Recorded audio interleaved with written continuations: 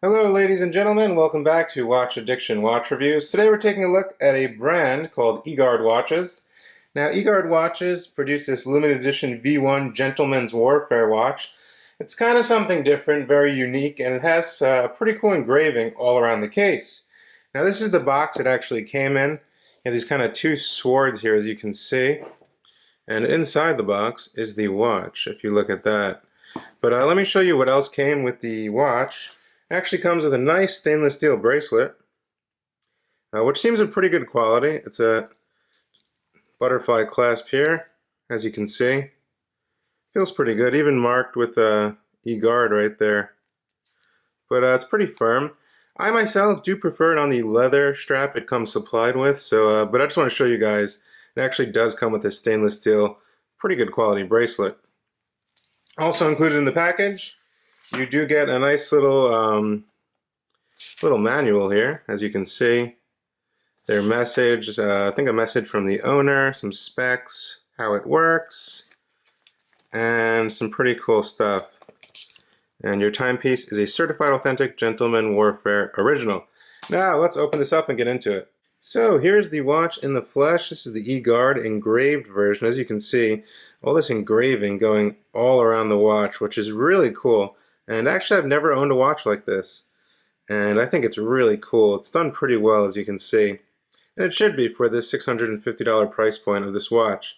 Now let's go over some basic specs so you get to know the watch a little bit better. We're looking at a 45mm case diameter, so it is a little bigger of a watch. In terms of thickness, it's relatively thin at only 11mm, which is nice to see. As you can see, this case is curved, so it definitely conforms to the wrist, and I did notice that when trying it on. We do have a 24mm lug width here. We also do have a genuine sapphire crystal, and the sapphire crystal is actually curved, and it is coated with anti-reflective coating. As you can see there, you see that blue? That's the anti-reflective coating for better legibility in highlight conditions. Now we do get a pull and push crown, 5 ATMs or 50 meters of water resistance there. This is an automatic watch, as you can tell. We'll get more into the movement in a little bit. This watch is made of 316L stainless steel all around. It's pretty much brushed all around beneath that nice custom engraving there. We'll get to the case back in a little bit. As you can see, the smooth bezel is completely brushed, and the brushing is fairly decent for this price point. Everything is pretty good. There's no sharp edges or nothing like that, which is good to see. Now the owner of Egard wanted to make this watch, a nice looking watch, but he also wanted to make it extremely tough and durable. So the actual steel on this watch is AA plated using a special method, which actually makes it 10 times stronger than regular stainless steel. Or regular plating, it says, which is pretty cool. It definitely seems like a tough watch. Like, you can hit this thing into a doorknob and I'm sure you would not even get a dent on it. It's pretty tough there. And right now I want to show you the nice engraving on the case. Let me get a little closer to see how neat it actually came out. You can see there, it's very neat. There's no mistakes whatsoever going all around. It looks very nice, and I'm pretty surprised actually. Even on the crown you have this nice little star logo. I like that. Then we get to the tops of the case. See, everything is just perfect. There's no mistakes here. And it looks pretty good. Now the crown, it's kind of a small-sized onion crown. It is pull and push.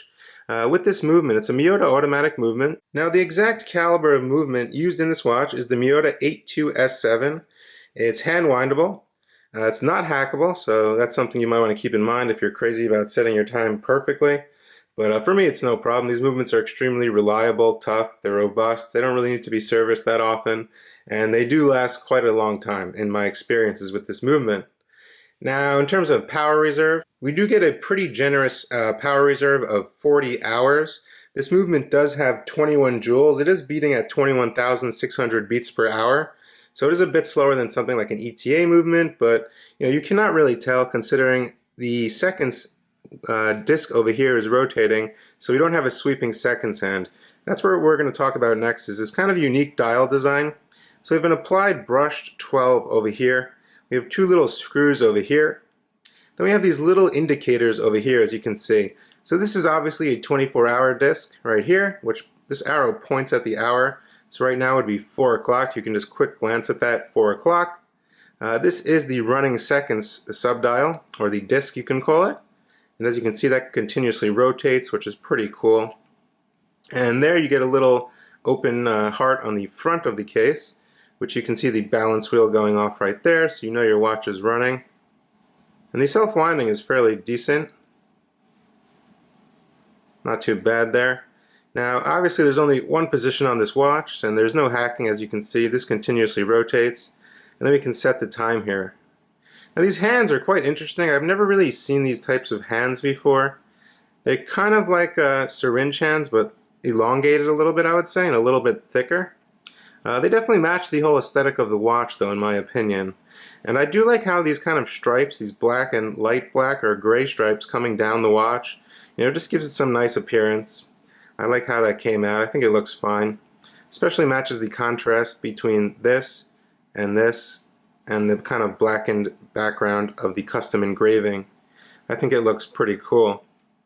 Now the strap it comes on is a genuine leather strap with white, as you can see, stitching over here going all the way down, 24 millimeters. I believe it tapers down to 22 at the end. As you can see, it fits right up to the case, and it is genuine leather. It is signed Egard as well. Now the buckle is relatively decently sized for this watch. I think they did that right. It's brushed, signed with the Egard logo. You get 2 keepers here, and it's pretty simple. It's quite flexible straight out of the box, so I wouldn't worry about breaking it in. It's a pretty good strap. Now let's go over to the case back. I'm going to go ahead and peel off this plastic, because the case back is quite nice, I would say. If I can get this plastic off. There we go. Okay, let me just give this a wipe. So here is the case back. The case back is held down by 4 screws, 2 on the top and 2 on the bottom. You do get your custom serial number at the bottom. As you can see, this is number 89. And if we get a little glimpse, we can see actually the part of the rotor through that little window right there, which is a nice touch. You also do get some basic information on this watch: 5 ATM, Sapphire Crystal, Miyota 82S7, automatic, and yeah, just very simple. You have the sword logo once again that we saw in the box right there. And I think it looks pretty good. I always like the case backs of these watches. I've seen these watches before prior to receiving this. I think it fits the part. It's pretty cool. Now, right now, we also do have some lume on this watch, which is nice to see on a not like a sporty watch, more of a casual. I guess it can be dressed up as well. Kind of a very hip watch, in my opinion. And it does have some Super-Luminova, which is nice to see. So I'm going to show you that right now. So as you can see, we just have some Super-Luminova on the tips of the hour and the minutes hand, and that's pretty much it. Just so you can get a relative sense of the time if it's dark out or late at night. But once again, this isn't really like a dive watch or something like that, where you need extreme, amazing lume or something like that. I think the whole look of this watch really, takes it to another level. Yeah. As you can see on the chapter ring, it states 0 through 60, so you can precisely set the time. Now, in case I didn't mention, also the 24-hour subdial will go as the hours hand advance, as you can tell right there. Very legible with that nice arrow pointing down at it, which I think is pretty cool. Right now, I'll just give you a quick all-around look at the watch so you can really get a sense of the quality of this watch.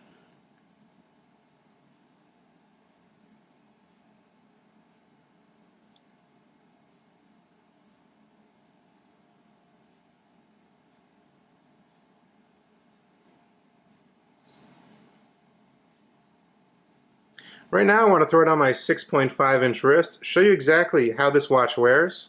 So here's the Egard on my 6.5-inch wrist, and as I was stating earlier, that curvature of the case definitely helps the watch sit a little flatter on the wrist. I'd rather say, it's fine for my wrist at 45 millimeters, which is usually pretty big for my wrist. But as you can see, it fits just fine. It's very thin at 11 millimeters, so that kind of helps it out a little bit. And it's also in this very circular case shape. Which also helps out the diameter, where I would say like a 44 millimeter watch. There's the buckle right there, the 2 keepers, very comfortable strap. But of course, if you don't like the strap, the bracelet does look really nice on it. I'm just not a fan of a bracelet on a watch like this. I think the whole leather aesthetic really works on this watch, but it does come with this high quality bracelet. And that's pretty much going to sum it up for today. So what do I think of this watch? Well, you're obviously getting something way different than any other watch brand. You know, he designed this whole thing himself, which takes a lot more work than using a standard design like a Submariner Homage or something like that a lot of other micro brands are using, or pretty standard cookie cut designs. So this is definitely designed by him himself. As you can definitely see it in the finished product, which is always nice to see. So yeah, it has this really nice engraving. Honestly, I tried searching for other watches with this type of engraving and I really couldn't find any. I know you can get this custom done by some people. Some businesses do that, even on Rolex watches and stuff like that. They will do that to your watch if you want to. It's not cheap, but this looks pretty good. You know, it has a pretty good quality movement, sapphire crystal, 2 straps, a bracelet, and this leather strap. You know, for $650, if you want something different, I would say give it a shot. You know, it's a pretty good looking watch and it's definitely something that you're not going to see on everybody's wrist.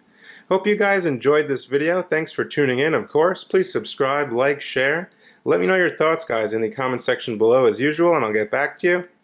And if you want to check them out, I will drop a link in the description below. Thanks, guys. Hope to see you soon. Bye.